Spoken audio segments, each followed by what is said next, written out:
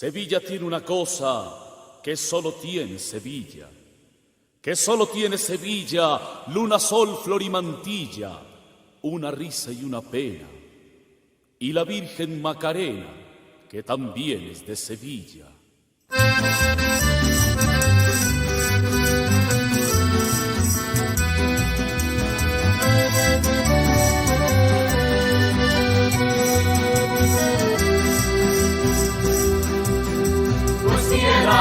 De pasodobles, ella es la dama más moruna en toda España, tesoro de Andalucía, quien fuera dueño de tus ojos de gitana, y cada noche se detiene en las carreras, hace el romance en su gitano y su guitarra, y cantorean con salero tus mujeres, al cantejondo de tus medias sevillanas. Mira Sevilla, Sevilla mía, que tú me tienes enamorada el alma.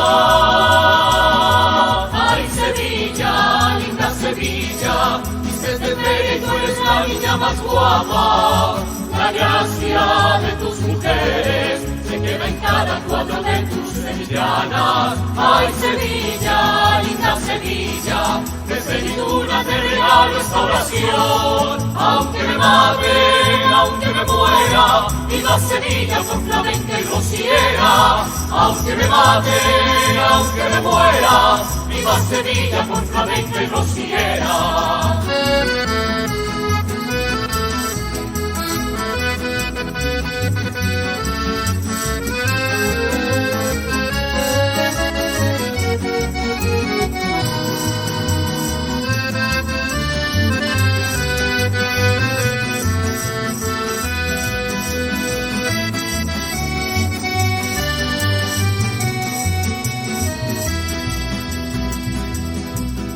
Si un día quiere la vida que yo camine por tus calles y tu plaza, seguro que fue la Virgen, la del Rocío, que ha escuchado mi plegaria. Porque me muero cuando suenan tus guitarras, porque al pensarlo se me aguda la garganta. En un tablao cantaré por sevillanas, después del vino por fandango y por jarana. Y el paso doble voy a cantarte, porque me tienes apasionado el alma. Ay Sevilla, linda Sevilla, vistes de feria y tú eres la niña más guapa. La gracia de tus mujeres se queda en cada cuadro de tus sevillanas. Ay Sevilla, linda Sevilla, desde mi luna te regalo esta oración. Si no te veo, aunque me muera, viva Sevilla por flamenca y rociera. Si no te veo, aunque me muera, viva Sevilla por flamenca y rociera. Listo. No, pues muy buenas tardes. Aquí dándole la bienvenida a Camilo Reyes, fundador de la Tuna de la Universidad de América, que hoy pues nos va a contar la historia de esta tuna. Camilo, una súper bienvenida. Gracias pues por aceptar esta invitación. Hola, Yomar, ¿cómo estás? Pues bueno, primero que nada, muchísimas gracias a ti por la gentileza, por pensar en nosotros y bueno, por esta amable invitación que sé que vamos a disfrutar mucho esta conversación. Así que mil gracias y bueno, estoy a tus órdenes. Listo, pues hablemos un poquito de Camilo. ¿Quién es Camilo Reyes? ¿Quién es esa persona antes que el fundador de una tuna? Como ¿quién es Camilo? Ok, bueno, mira, yo soy abogado de la Universidad Santo Tomás. Me dedico, pues, digamos, principalmente a mi profesión de abogado. Entonces, nadie lo creería, la verdad, yo pensé que lo tuyo era la música, la verdad. No, bueno, en el fondo parece que sí, ¿no? Yo creo que yo hago de abogado como en los ratos libres que me deja la música. Creo que esa ha sido como la dinámica de mi vida, dicen algunos. Pero no, soy abogado, tengo mi oficina, ahí me dedico a, bueno, a temas un poco no tan comunes para los abogados, me dedico a temas de derecho marítimo, de aduanas, de cosas de esas. Entonces, tengo mi oficina ya hace algunos años. Y fui, durante algunos años también, casi 12 años, fui el asesor jurídico de la Universidad de América, precisamente. Claramente no llegué como abogado a la universidad, pues porque las fechas no darían, pero sí, a eso me dedico. Soy casado, felizmente casado, con una niña de la Tuna de la Universidad de América y tengo 2 hijas. Y bueno, esa es un poco pues la dinámica de mi vida diaria, digamos así. Y lo de la música, pues es mi hobby de toda la vida. Creo que yo tuve dos hobbies grandes, dos grandes pasiones que fueron el fútbol y la música. Y en ese escenario musical, pues apareció algún día en mi vida la posibilidad de estar en una tuna. Y bueno, ahí arranca esta historia. Listo, entonces ahí sí ya entramos a ese tema. Estás tú en la Universidad de América. ¿Y cómo se te ocurre o cómo llega la idea de formar una tuna en la Universidad de América? Bueno, mira, esto tiene como un comienzo un poco, digamos, accidental en el sentido de que no es como tú decías hace un rato, pues lo usual que un abogado termine metido en una universidad que básicamente es de ingenieros. Entonces, ¿qué pasó? Yo estaba en la Facultad de Derecho de la Universidad Santo Tomás, estaba como iniciando mi carrera y algún día una persona me escucha cantar. Esta persona hacía como noveno, décimo semestre, ya estaba casi saliendo de la universidad y me pregunta que si yo no quiero entrar a una tuna. Te confieso que en ese momento no tenía ni idea que era una tuna. No sabía, pues, estaba realmente cantando porque además pasó una cosa ahí medio curiosa también. Yo toda mi vida jugué fútbol, toda la vida lo hice. Y entonces, al llegar a la universidad, comencé a ser parte de la selección de la facultad, de la universidad, y en un intercambio que hicimos con la Universidad Santo Tomás de Bucaramanga, la directora de Bienestar Universitario me conoció, me escuchó cantar también, pues en algún momento, y me dijo, oiga, ¿a usted no le gustaría ser el coordinador de Bienestar Universitario de la Facultad de Derecho, que quedaba, o queda, creo todavía, en la calle 72, porque la Santo Tomás tenía dos sedes?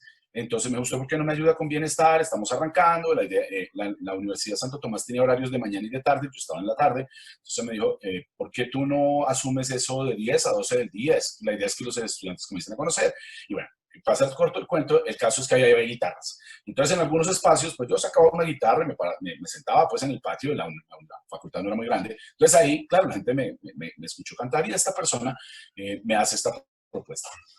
La verdad es que yo hacía música ya, digamos, hacía algún tiempo, pero estaba como muy dedicado al tema de orquestas y cosas de esas, pues me habían llamado alguna vez a cantar en un tema de orquestas, entonces pues no tenía ninguna relación con el tema de tunas, por lo tanto me sonó extraña la propuesta, de no ni idea de quién me está hablando, muchas gracias, pero no. Y ya como la tercera o cuarta vez que me lo dijo, ya creo que casi por pena, me dijo, pero ¿por qué no va a ir? Mira, escucha, a ver qué pasa, y pronto le gusta. Y finalmente terminé aceptando la invitación, acudí a esta tuna, que es la Tuna Santa Fe de Bogotá, que es la tuna donde, digamos, yo nací, y era una tuna de personas ya mayores, ya todos eran profesionales, y yo estaba como en segundo semestre apenas. Entonces, pues fue una cosa medio curiosa esa adaptación, porque ni ellos creían que yo me fuera a quedar y creo que yo tampoco pensé que me fueran a dejar. Pero me fui enrolando en el tema, me fue gustando, me pareció chévere. El ambiente era totalmente diferente a lo que yo estaba acostumbrado. Yo venía, como te digo, a hacer música con orquestas, que a veces es un ambiente un poco complejo. Este era un ambiente un poco más familiar, un ambiente más tranquilo. Y me gustó musicalmente, además sonaba muy bien. ¿Sí? Y encontré un espacio de amigos y de música y bueno, me fui quedando. Entonces, ¿qué pasó? Uno de los integrantes de la Tuna Santa Fe, que a lo mejor tú conozcas, que se llama Miguel Fernando Falla, Sí, su señor, mamá, claro. bueno, Miguel F., la mamá de Miguel F. trabajaba en la Universidad de América. Entonces, la ¿Eso América... para qué año? O sea, todo este tema de la invitación que te hacen a la Tuna Santa Fe, ¿esto para qué año viene siendo más o menos? Mira, yo creo que eso es como hacia el año 86, más o menos, ¿no? Ok. 1986, digamos que hacia esos, si mi memoria no me falla, hacia ese tiempo llega esta invitación de este amigo a participar de la Tuna Santa Fe, digo yo. Luego, hacia el año de 1991, principios del año de 1991, Sí. entonces, bueno, la América había tenido una tuna que se acabó, pues, porque tuvo, pues entiendo, algunas dificultades con la universidad y con las directivas del momento. Y cuando se acaba esa tuna, la universidad queda sin tuna, básicamente. Y con el paso del tiempo llega un rector, que era el doctor Gustavo Hitzig. Y entonces él le dice a Carmencita de Falla, se llamaba la mamá de Miguel, que trabajaba con ella, le dice, oiga, mire, yo sé que su hijo, Miguel, está en una tuna y a mí me gustaría revivir la tuna de la universidad, que fundáramos una nueva tuna. ¿Por qué no le dice a Miguel, que además Miguel es egresado de la América, que venga y lo haga? Miguel, digamos que entiende un poco, le dice, mire, yo la verdad no tengo tiempo, no lo hago realmente, pero tengo un conocido, un amigo, que lo puede hacer. Yo ya había hecho algunas cosas con tunas de colegios femeninos, ¿sí? Pues después, desde el 86 hasta el 90, algo había hecho con un par de colegios. Y entonces él me dice, mira, hay una oportunidad, están buscando un fulano Y para que haga una esto. súper importante eso que me estás diciendo por el tema de tunas de colegio. ¿En qué colegios habías ya como coordinado temas Mira, de este tipo de agrupaciones como de estilo tuna? yo estuve con el Santa Cristina de Toscana, estuve creo que con el Divino Salvador, no recuerdo si alcanzamos a ver, también tuve algo, un acercamiento con el Mater Dei, más o menos, eso fue como las cosas que tenían que ver. Tuvieron que ver además con personas que me conocían porque pues eran niñas que por alguna razón de la vida tuvieron el infortunio de cruzarse conmigo. Entonces pues Alguna derivas, extraña razón de claro, cruzarse alguna. contigo, ¿ok?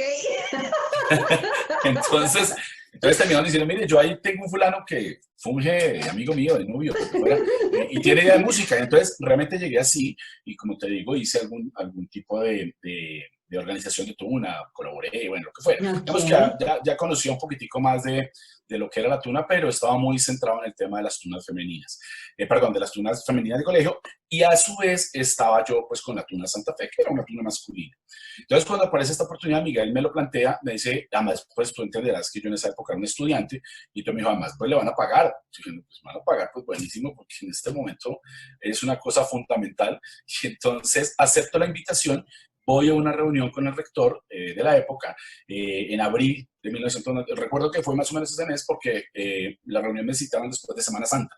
Y cuando termina Semana Santa y nos reunimos y hablamos del tema. Y yo siempre cuento la misma anécdota y es que tengo presente que en esa reunión le dije al doctor Gisi, que me dijo, bueno, ¿usted me puede armar la tuna? Le dije, claro, yo puedo armar la tuna. Yo le armo su tuna en 6 meses y ya, y me voy en 6 meses. De eso hace 29 años y monedas. Entonces, me quedé finalmente con la América y así termino yo llegando a la universidad, como te digo, pues por el tema de la Tuna Santa Fe, de la música y esas cosas. Viniendo tú de estar, pues por un lado dirigiendo coros, pues digamos que grupos como estudiantinas o tunas de colegios femeninos, y estando en una tuna que era masculina, como en su momento era la Santa Fe, ¿por qué decides la estructura de una tuna mixta? ¿De dónde Mira, sale como esa decisión de decir va a ser tuna mixta? porque mira, yo siempre creí, digamos, que la universidad como tal es un escenario que reúne a muchas personas, ¿cierto? Y yo creo que las expectativas y los anhelos y los sueños no los puedes tú, digamos, sesgar. ¿Sí? Entonces, cuando a mí el rector me dice, hagamos una tuna nueva, jamás me dijo, yo quiero una tuna masculina, ¿cierto? Yo venía, como te dije, a hacer algún trabajo con colegios femeninos y me pareció que lo pertinente era abrir la puerta para los estudiantes en general. Digamos que en ese momento era un tema destinado a los estudiantes y me parecía que el tema de las damas cabía perfectamente. Digamos que yo, pese a venir de una tuna masculina como era la tuna Santa Fe de Bogotá, yo nunca quise sesgarme a decir esto tiene que ser un tema de hombres porque si no yo no estoy al frente. Y la respuesta de las niñas fue una respuesta chévere, entusiasta, con toda la energía, con todas las ganas. Entonces yo dije, ok, creo que acerté. Y yo te digo algo, 29 años después, lo digo con toda humildad, creo que fue una de las mejores decisiones que yo tomé, porque la América de hoy, ¿cierto? Y las cosas que ha hecho la América de hoy, afortunadamente algunas, digamos, exitosas, si me permites la expresión, se deben a ellas, a su talento, a su gracia, a su compromiso, a su responsabilidad, todo. Es decir, yo he acuñado una frase a lo largo de los años para decir, y lo he dicho en muchas partes, que lo mejor de la Tuna de la América son las niñas de la Tuna de la América. Y Ok. entonces, eso fue una decisión maravillosa. Sí, Ok, pero esa fue la entonces razón, por básicamente. eso, y listo, digamos que esto de alguna manera, pues como contrario a lo que hemos visto en varias tunas que nace es como de los estudiantes, de alguna forma, pues ya había un antecedente, tocaría de pronto revisar con esos primeros fundadores cómo fue que Claro, nació esa tuna. claro, claro. En esta nueva etapa en la que tú pasas a ser como el encargado de direccionar la tuna, ¿a ti te dijeron el uniforme es este o digamos, o te dieron carta abierta para que tú definieras cómo se iban a vestir? Eh, ¿Cómo fue ese tipo de decisiones? El tema de el uniforme, el himno era el mismo que tenían de antes o fue un nuevo himno. ¿Cómo fue estas cosas que son como tan de identificación de la tuna? ¿Cómo se llegó a lo que la América tiene hoy? Ok, bueno, mira, yo, la percepción que yo tengo al inicio es que el doctor Hilsey, que fue la persona que me convoca primero, él quería tener un grupo, él le sonaba el tema de la tuna, seguramente porque había tenido noticias del anterior o porque sencillamente era un hombre de origen europeo y seguramente había conocido el tema de tunas, pero no tenía mayor información, ¿sí? Y tampoco creo que tuviera mucha intención de participar en el día a día de la tuna. Entonces, no, él básicamente me dice, arme una tuna. Hazme una tuna y ya, y para de contar. No me da, digamos, algún lineamiento específico en el sentido de decirme, y usted tiene que poner, vestirse de tal o cual forma, o usted debe cantar esto, o lo que sea. No, jamás. Digamos que siempre tuve, y hasta hace un par de meses que pues ya me desvinculé, la libertad total de definir un poco el derrotero de la tuna, ¿no?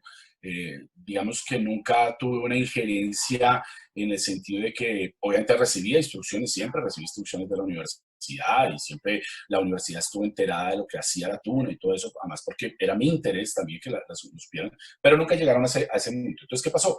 Sencillamente yo traje un poco la herencia de lo que venía conociendo y ok, esto va a ser un uniforme que básicamente va a tener dos colores, es un pantalón negro, una camisa, una blusa blanca, mientras logramos ir construyendo uniforme, porque digamos que la América nunca fue una universidad muy bollante en términos de decir, mira, aquí hay este presupuesto para que tú mires a ver qué uniforme te inventas. Sí, Entonces, heredamos las capas de la tuna antigua. Cuando yo llegué, me encontré unas capas. ok. Entonces, las que alcanzaron se las di prioritariamente a las damas. Hoy todavía hay muchachos que me reclaman y dicen, usted nunca me dio capa. Pues no había capa, o sea, no existía esa posibilidad. Entonces, digamos, el uniforme se fue construyendo así. Con los colores, pues digamos que lo que sí siempre tuve, y además porque las capas que heredamos ya tenían esos colores, que eran los colores que Ujú. normalmente ha tenido la universidad, que son el verde y el amarillo, y que pues obviamente por tratarse de una agrupación institucional, pues obviamente yo conservé y respeté.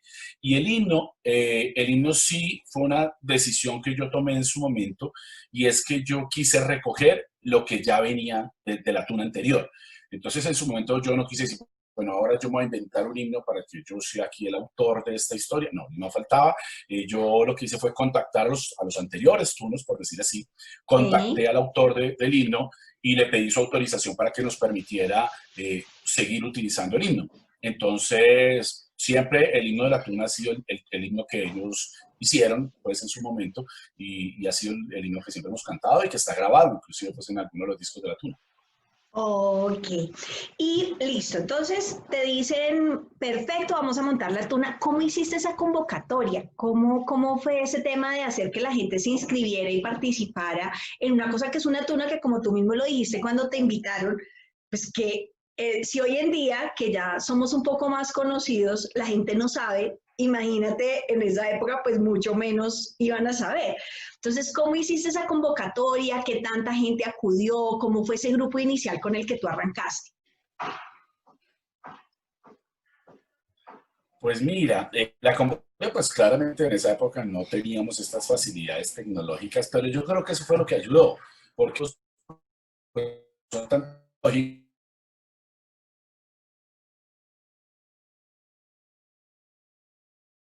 de la cartelera, de lo que fuera, el voz a voz.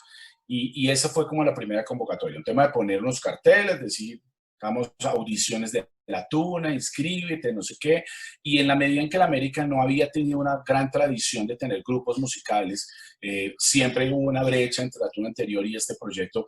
Entonces, los muchachos, yo creo que apenas dijeron, aquí va a haber algo de música, no sabemos qué es una tuna, pero yo quiero hacer ruido de alguna manera. Entonces, eso hizo que la respuesta fuera una respuesta, digamos, generosa, digo yo. Se presentaron casi 50 muchachos, ¿cierto? Para hacer una tuna. Yo tenía absolutamente claro que me iba a armar una tuna de 50 fulanos porque era una cosa inmanejable. Y Inmanejable. entonces, claro. Además, venir de Ah, armar arreglos, que es como de los desafíos que en general la gente piensa que es más grande que el tema de los arreglos vocales. Cuando uno es rango hombres, pues uno sabe a qué va, cómo es. claro. En mujeres, uno sabe el rango, cómo Sí. es, cómo va. Pero poder como juntar rangos de hombres con rangos de mujeres, pues tiene un desafío Sí, mucho más grande. yo creo que musicalmente ese fue el principal reto, mirar cómo acoplábamos las voces femeninas con las voces masculinas por lo que tú dices, porque obviamente la tonalidad hay que buscarla que, digamos, le quede cómoda a todos, que empasten bien las voces y esas cosas. Entonces, y lo que yo sí bueno, dirá la gente que yo fui siempre muy sobreprotector con las niñas, pero yo tenía claro que la melodía iba a estar en la voz de ellas. Si alguien iba a hacer un esfuerzo por cantar otra cosa diferente, iban a ser los señores. Eso yo siempre lo tuve claro. Entonces, la melodía Muy siempre consentidas, muy consentidas, muy consentida entonces. de la América. Entonces, eso lo hice así. Finalmente, como te digo, apareció una gran cantidad de personas. Hice unas audiciones, digamos así, nada elaborado, nada del otro mundo, y fui decantando el grupo. Y la tuna inicial terminamos siendo unos 22 o 23, que es el grupo que figura, digamos, en el acta que hicimos en alguna oportunidad como de fundación de la tuna. Aparece un grupo más o menos de 22, 23 personas que llamamos los fundadores de la tuna. Ah, entonces esto fue con acta y todo, donde firmaron que eran los fundadores. Sí. Claro, porque obviamente yo tenía de alguna manera que tratar de que ellos entendieran que si bien esto era una cosa lúdica, ¿cierto? Y que la idea era que tuvieran un espacio pues de esparcimiento, también tenía que tener alguna disciplina, que finalmente Y nosotros compromiso, y por supuesto, compromiso.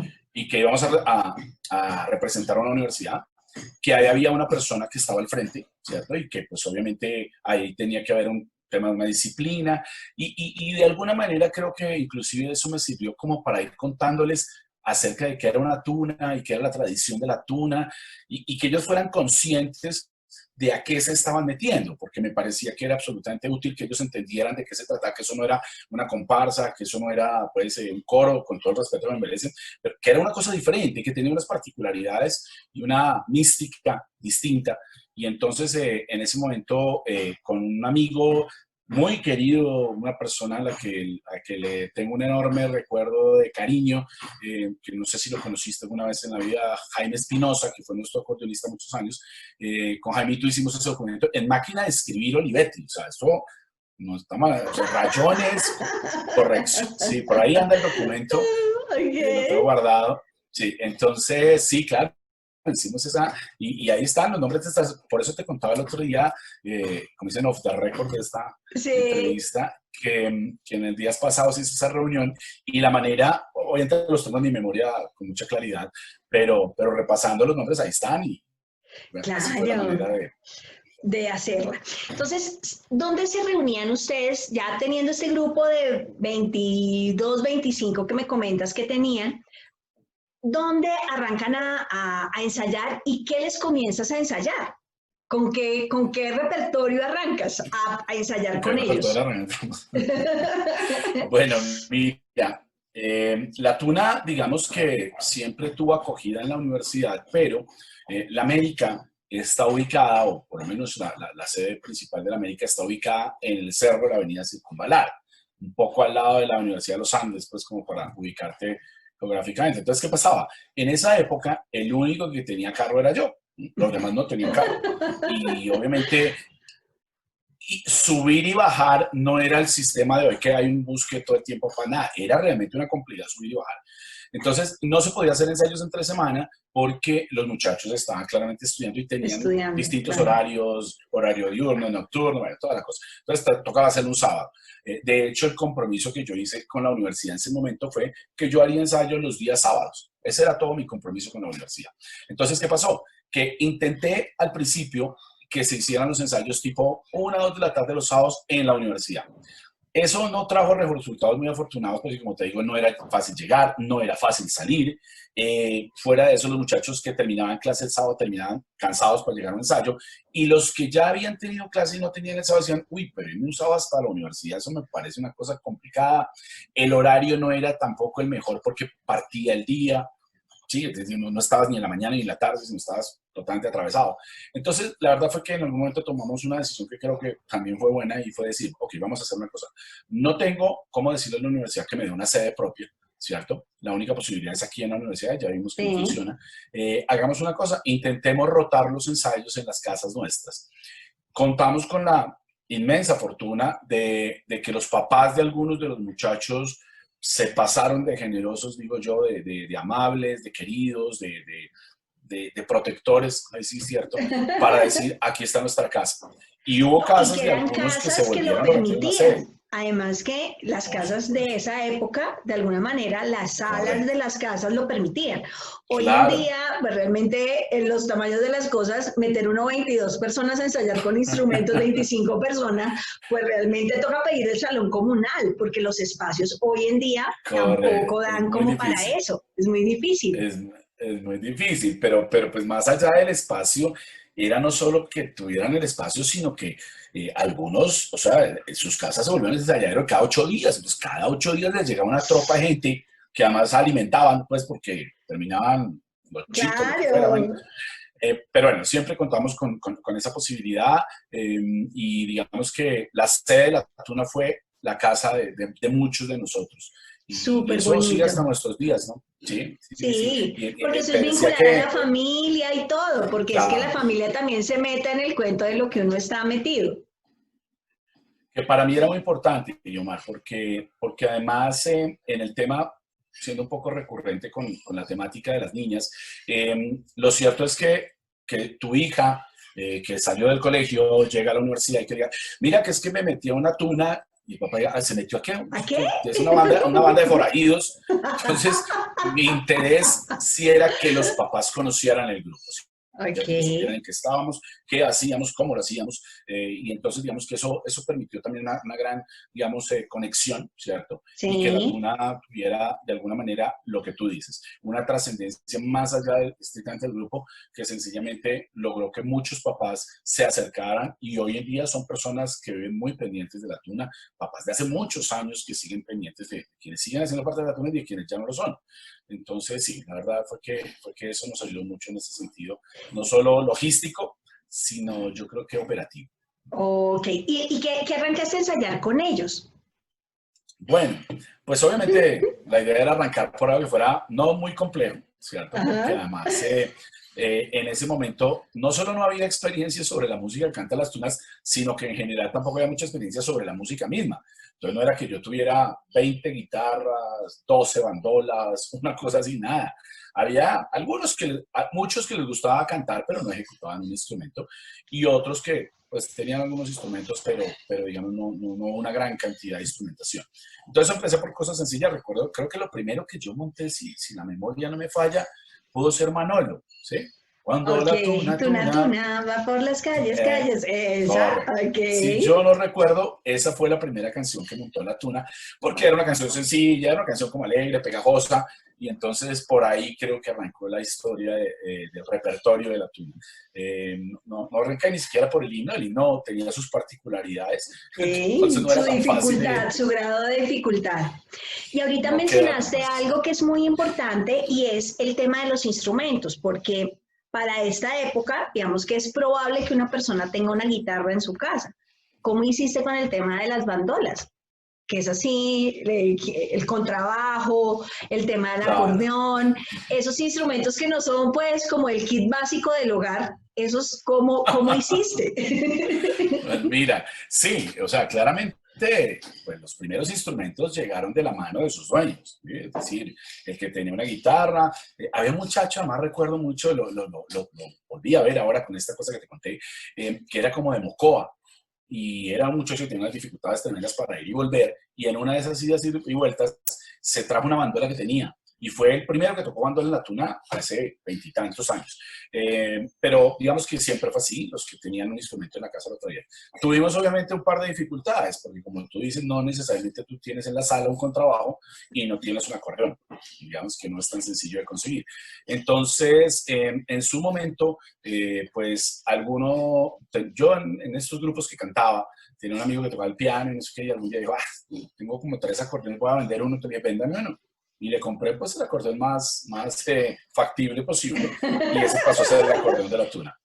Y el contrabajo Ay, tiene... Entonces, digamos que siempre funciona así. Alguien que estaba en la tuna de pronto decía, mira, es que tengo un compañero en el que se me esté que le interesaría entrar a la tuna. Lo que abríamos era una especie como de periodo de prueba A esa Ok. persona la denominamos aspirante, es decir, la tuna de América nunca ha tenido bultos, o como les llaman, o pardillos, o no sé qué. Primero de todo, es que tú vas a decir que es que yo soy demasiado exagerado en el tema. ¿Qué pasó? Como yo concebí una tuna con niñas, ¿cierto? Sí, Nunca pasó por mi cabeza tener bultos que fueran niñas. Porque yo decía, yo no voy a poner a cargar el contrabajo a una niña cuando tengo unos señores ahí. Eso no lo voy a hacer, ¿de acuerdo? Entonces, siempre. ok.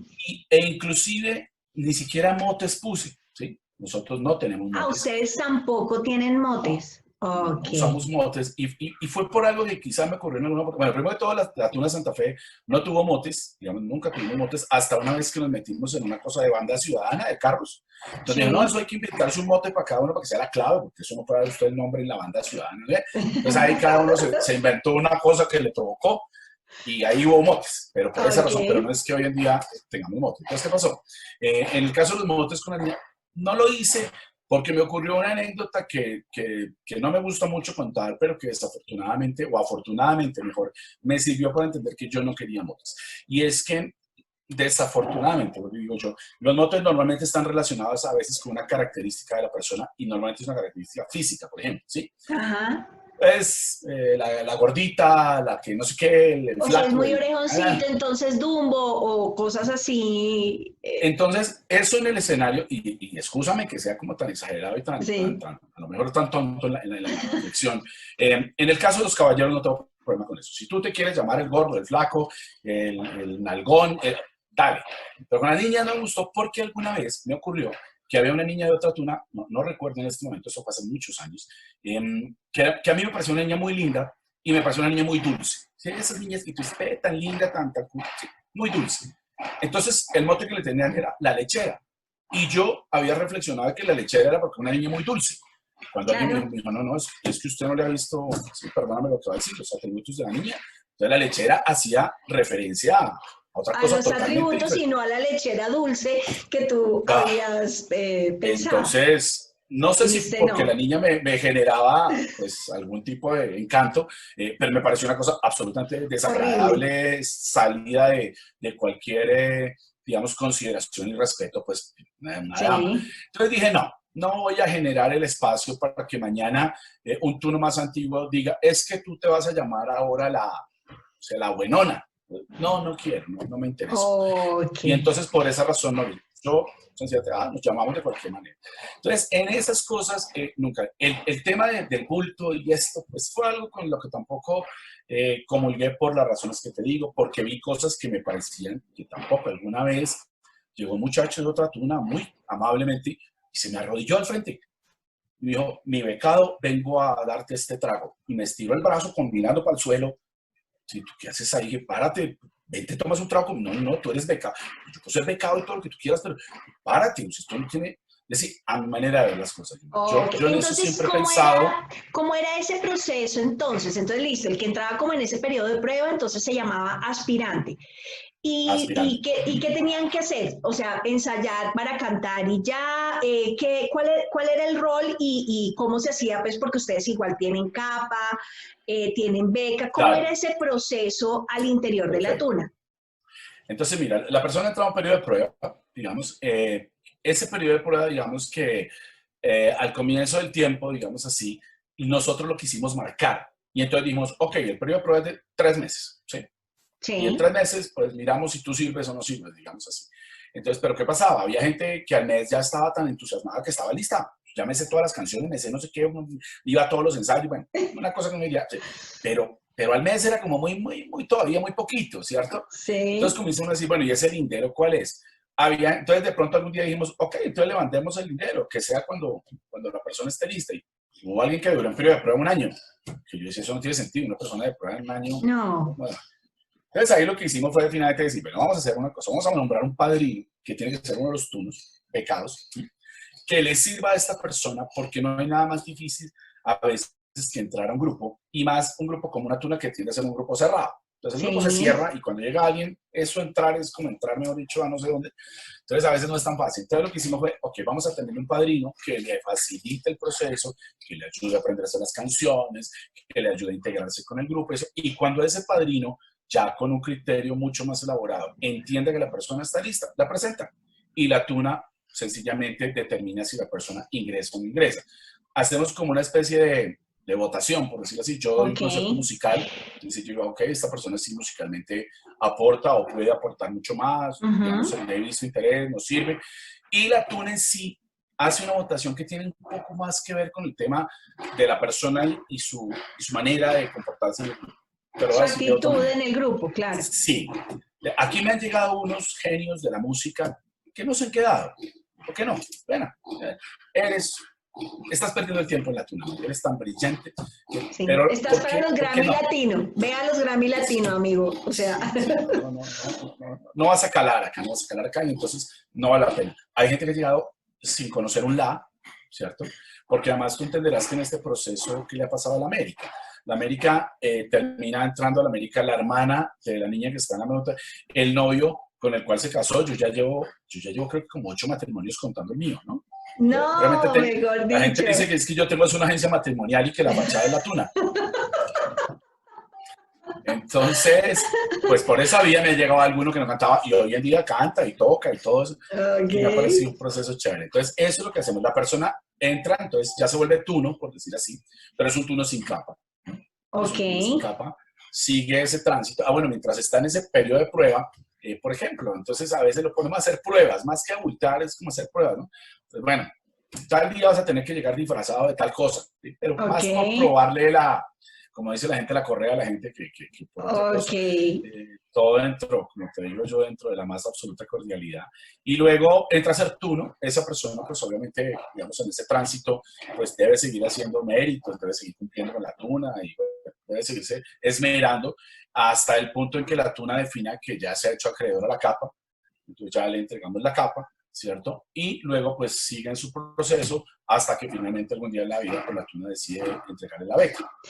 Pero la denominación desde que tiene el uniforme es tuno, o sea, ellos dejan de ser aspirantes cuando ya, o sea, ya desde ese momento se llama tuno. Sí, desde el momento en que ya entra la tuna, es un tuno. Es un tuno y tiene las mismas responsabilidades que tiene cualquier tuno de la tuna. Y obviamente, digamos que eso pues lo pone en un plano diferente al aspirante, ¿no? Ese tuno ya se puede presentar con nosotros, por ejemplo. Si me entiendes, el aspirante no, porque pues el aspirante no sé si se queda o se va. Entonces, esa persona se presenta, pero tiene que ganarse la capa, tiene que ganarse la beca, ¿cierto? Y eso pasa con el paso de los años. Es decir, ahí sí, por brillante que seas, por maravilloso que seas, no lo vas a lograr antes. Y además no es un tema solo musical. Yo creo que esos méritos no son solo musicales, no es porque cantes más bonito, más feo, toques mejor o peor. ¿Cuánto se puede demorar, por ejemplo, un tuno en la tuna de ustedes en llegar a tener la beca? Más o menos, el promedio. Uno tiene casos especiales, unos que son súper, que uno dice, no, es que este ya nació para ser tuno y lo logró súper rápido. Y otros que uno dice, no, es que todavía le falta, todavía le falta. Entonces, ¿cuánto es como ese promedio, el normal, por ejemplo, el tiempo que lleva lograr esa capa, lograr esa beca en la Tuna del América? Mira, yo creo que ese promedio puede estar alrededor de los 5 o 6 años, más o menos. Porque digamos que la capa se la pueden estar ganando, pues, como tú dices, con las excepciones del caso, alrededor de los 2, 3 años, más o menos, pueden tener la capa, digamos. La beca más o menos está alrededor de los 6 años, que es un poco coincidente con el tránsito que tuvimos que hacer los primeros, quienes fundamos la Tuna, para llegar a la beca. Ok. Además porque yo sí creo que eso genera de alguna manera un sentido de pertenencia y una valoración de las cosas. Entonces, si a ti la beca te la entregan a los 8 días, pues bueno, listo, ya llegamos a donde había que llegar, ya para qué me enredo más. Entonces, no, tiene, digamos, un poco ese mensaje. Y sí, más o menos yo creería que el promedio puede ser eso. Con toda excepción, hay gente que sabe bromas. Otra. Y hay gente que le ha rendido más porque, pues, finalmente la toma dice, esta persona realmente está tan metida en esto que se puso la 10, se la merece. Se puso la 10 y se la merece. Sí. Entonces, pero yo pensaría que el promedio puede ser ese. Tú que has manejado como otros grupos y que estuviste pues en esta área de bienestar, a diferencia, ¿qué crees que tiene de diferente la Tuna en la universidad? ¿Qué crees tú que es a diferencia? Porque las universidades pueden tener muchos grupos, grupo de teatro, coro, danzas, más todos los grupos ideológicos que hoy hay en muchas universidades que defienden ideales, además de temas culturales. Entonces, ¿cuál es como el aporte y la diferencia de tener una Tuna en la universidad? Pues mira, yo creo que la tuna lo que aporta diferente a los demás grupos es mística y a través de la mística sentido de pertenencia. Yo he vivido una experiencia con los muchachos de la América muy particular porque normalmente el estudiante suele ser, digamos, de alguna manera, tener una actitud a veces muy hostil con su universidad, ¿no? Normalmente uno dice, es que esta universidad no sirve, no para, ¿sí? En un ejercicio que me parece medio suicida, porque finalmente uno va a hacer profesionalmente lo que la universidad hizo de uno. Pero bueno, digamos que ante esa conducta, yo lo que he visto es que la tuna, por el contrario, por lo menos en estos muchachos, generó siempre y ha generado palabras de cariño, de afecto, de reconocimiento por su universidad, digamos. Eso me parece que es importante que lo hace la tuna. Trasciende además la tuna, ¿no? La misma universidad, porque hoy en día que se habla tanto de estos procesos de acreditación y eso, en que tienen un rol muy importante los egresados, bueno, pues la tuna es un cordón umbilical entre los egresados y quienes todavía son estudiantes y también están en la tuna. Entonces ahí hay una simbiosis que es muy interesante que desde el punto de vista organizacional me parece que lo deberían dimensionar y valorar las universidades. Y en el caso puntual de la América, pues hay un fenómeno adicional y es que la América siempre ha sido una universidad, digo yo, de baja notoriedad, ¿sí? Es decir, cuando tú hablas de la Universidad Javeriana, todo el mundo sabe de qué está hablando, ¿sí? De la relevancia que tiene la Universidad Javeriana, el nombre es como la Universidad del Rosario, del Externado, si eso te suena ahí mismo. La América no, la América siempre fue una universidad que no sonaba, casi que tocaba llegar a la América por referencias como creo que lo hice hace un rato contigo, ¿no? En la América queda, entonces comienza uno con el tema del taxi, ¿no? Me lleva a la América y es que la América siempre adoleció de eso, de que no se sabía ni siquiera dónde quedaba. Es decir, es que muchas personas, para no saber, ¿dónde es la América? Entonces, así, mira, al lado de los Andes, después de Gaviotas, después de la media torta, siempre la referencia fue una referencia, digamos, de la circunferencia que la rodea y nunca de la luna. Entonces, yo creo que la tuna, como tal, sí le ha aportado mucho a la América en visibilidad, ¿sí? En ponerla a conocer. Cuando la tuna llegaba a un festival, ¿ustedes dónde son de América? Bueno, eso hace 29 años la gente no sabía ni dónde quedaba la América. Tuvimos la gran fortuna, por ejemplo, de llegar a cantar en Berkeley. Entonces, poner el nombre en la universidad, en la página oficial de Berkeley, eso digamos que son cosas que le aportan a la universidad, eso, notoriedad, visibilidad, posibilidad de que la gente, pues, digamos, sepa a través de un vehículo como es la tuna, pues que ahí hay una universidad detrás de ella, ¿no? Entonces, yo creo que la tuna tiene ese tipo de posibilidades. Súper. Y a la inversa, ¿qué valor agregado respecto a otros grupos le genera el pertenecer a una tuna a un estudiante durante la universidad? Pues mira, yo creo que el tema está muy sesgado al ámbito interno de la tuna, ¿sí? A la posibilidad de conseguir amigos, de conseguir, digamos, nuevas posibilidades de desarrollar un talento, ¿sí? Una pasión por la música, por ejemplo. Al interior de la América, por ejemplo, nunca tuvimos, digamos, nunca tuvieron muchachos un beneficio por recibir una beca, algún tipo de estímulo, eso nunca ocurrió, la verdad que no, porque como te digo, además la universidad tampoco es exactamente la más bollante. Pero, por ejemplo, durante el tiempo que estuvo el doctor Jaime Posada, que fue el fundador de la universidad y que falleció hace más o menos un año, la universidad siempre nos apoyó, siempre, irrestrictamente, uniformes, viajes. Bueno, grabamos 2 discos, hicimos un DVD de un concierto en el año 2016 para celebrar los 25 años de la tuna, y en este momento estábamos grabando el 3er disco cuando nos cogió este tema de la pandemia. Y por lo menos mientras él estuvo y mientras estuvo la doctora Ana José Ferrera, que era la vicerrectora, que yo te decía que era como la madrina nuestra, siempre la universidad nos apoyó. Apoyo total. Total, absolutamente, siempre. Y en su formación, ¿qué se llevan las personas que pasan por la tuna? ¿Qué aprenden ahí? Pues mira, yo creo que la tuna, esas frases que se me ocurren, yo siempre les he dicho, la tuna es la mejor excusa para ser y hacer amigos, ¿sí? Ese creo que es al final del día lo que nos tiene que llenar de orgullo, ¿sí? Ser el grupo que somos, que está construido sobre la amistad, ¿sí? Aquí el talento musical, lo que podamos hacer musicalmente, pues es importante, somos finalmente un grupo musical, pero resultará absolutamente secundario y baladí si nosotros perdemos la posibilidad de querernos entrañablemente, ¿sí? El día que eso pase, este grupo no lo salva nada, ¿sí? No lo salva nada, se acaba, se los garantizo, les he dicho yo a los muchachos. Nosotros estamos sustentados en eso, en el enorme cariño que nos tenemos. De ahí para adelante lo que hacemos musicalmente, bueno, ya es cuento aparte. Entonces han tenido la oportunidad de sacar dos producciones musicales y el DVD que me comentas Y el tercero que se quedó, el tercer disco que se quedó ahí en Salmuera, está en la mitad.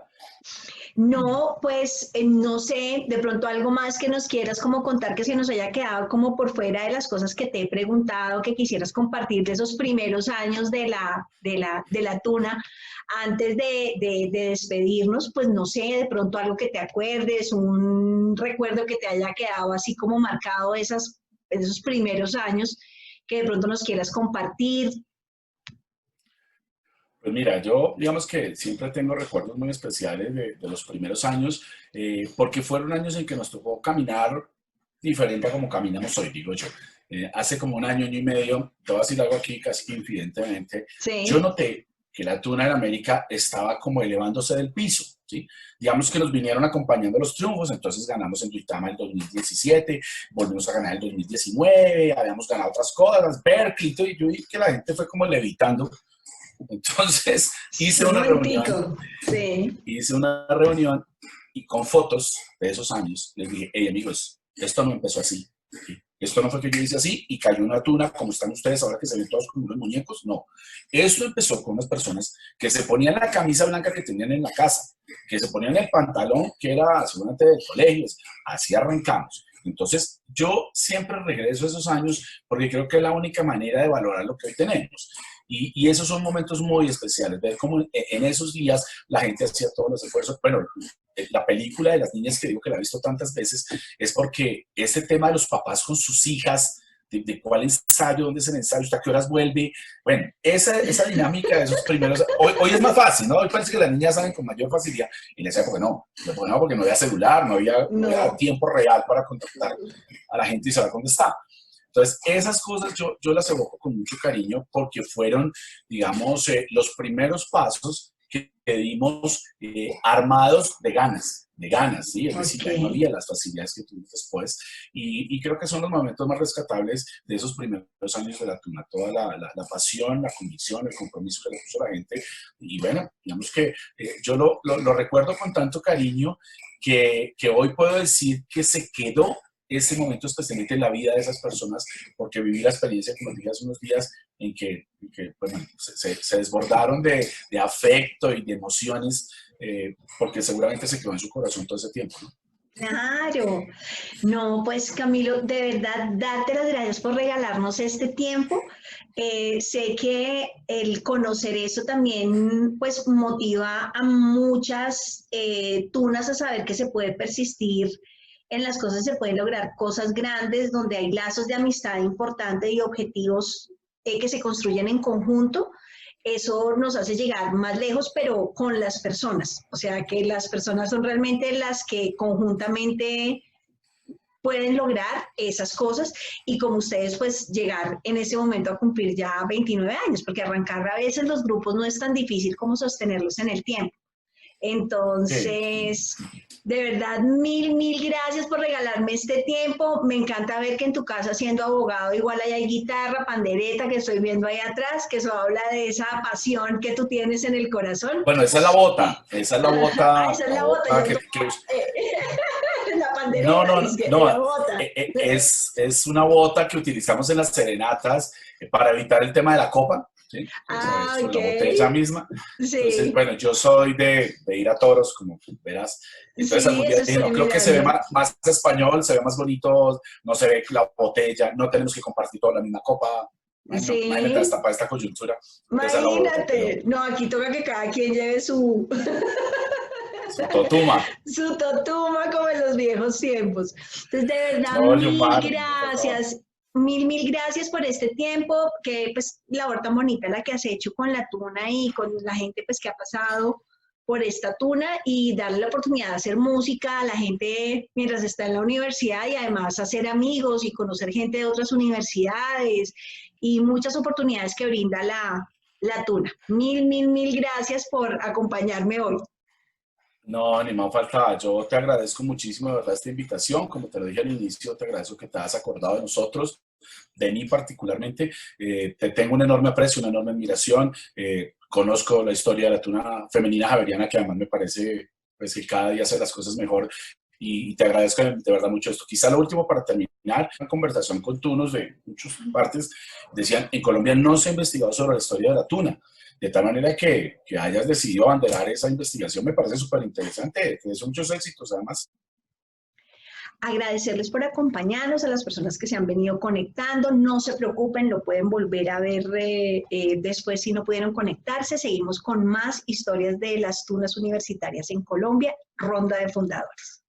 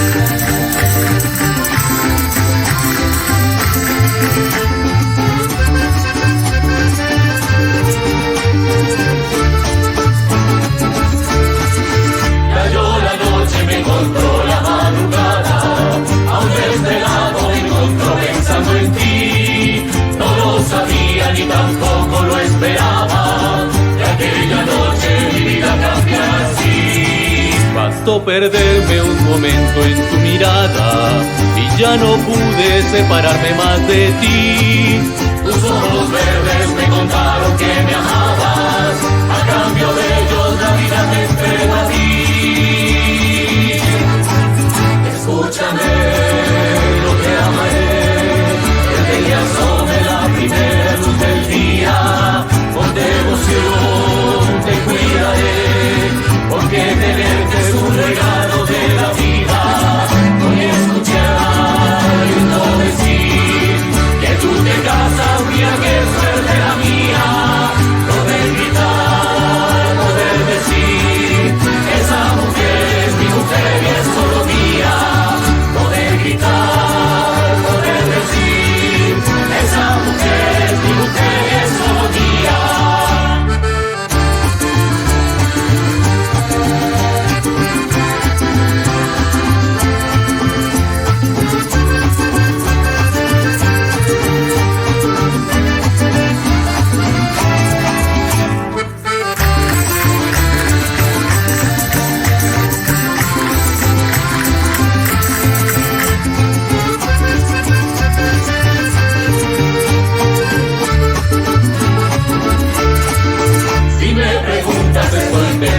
De miedo, que tal que todo esto sea un sueño, pero al mirar tus ojos verdes lo comprendo, tú eres mi sueño y yo te sueño hasta despierto.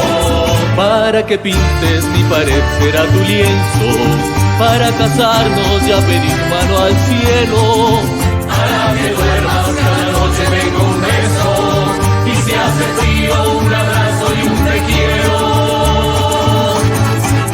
Escúchame, yo te amaré, desde que asome la primera luz del día, con devoción te cuidaré, porque tenerte es un regalo de la vida. Voy a escuchar y no decir que tú te casas, mira qué suerte la mía. Poder gritar, poder decir, esa mujer es mi mujer y es solo mía. Poder gritar, poder decir, esa mujer es mi mujer y es solo mía.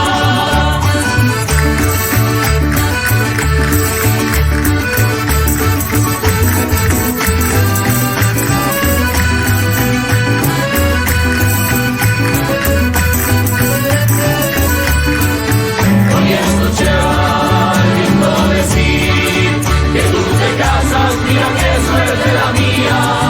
Poder gritar, poder decir, esa mujer es mi mujer y es solo